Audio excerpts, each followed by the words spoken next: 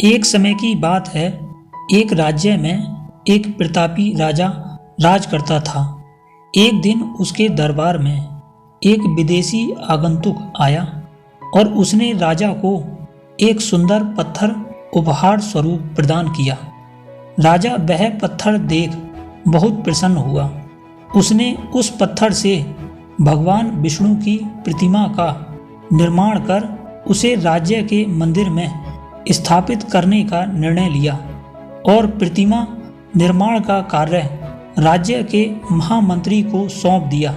महामंत्री गांव के सर्वश्रेष्ठ मूर्तिकार के पास गया और उसे वह पत्थर देते हुए बोला, महाराज, मंदिर में भगवान विष्णु की प्रतिमा स्थापित करना चाहते हैं। 7 दिवस के भीतर इस पत्थर से भगवान विष्णु की प्रतिमा तैयार कर राजमहल पहुंचा देना। इसके लिए तुम्हें 50 स्वर्ण मुद्राएं दी जाएंगी।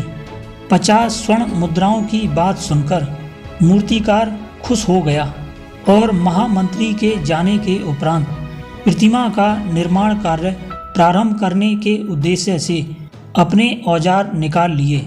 अपने औजारों से उसने एक हथौड़ा लिया और पत्थर तोड़ने के लिए उस पर हथौड़े से वार करने लगा, किंतु पत्थर जस का तस रहा।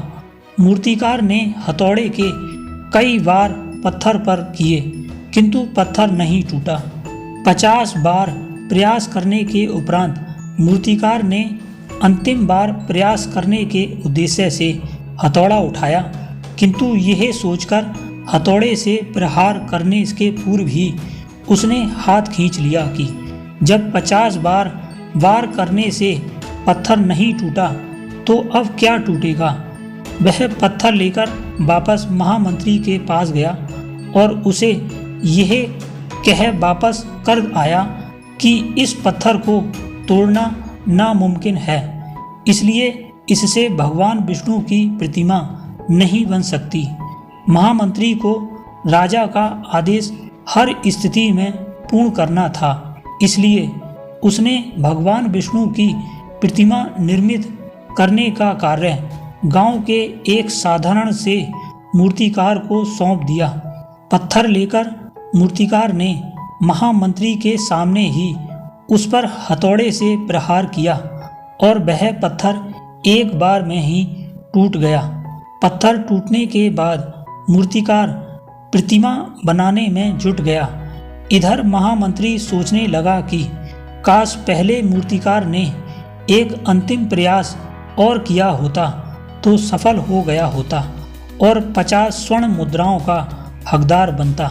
सीख मित्रों, बार बार असफल होने पर भी तब तक प्रयास करना नहीं छोड़ना चाहिए जब तक सफलता नहीं मिल जाती।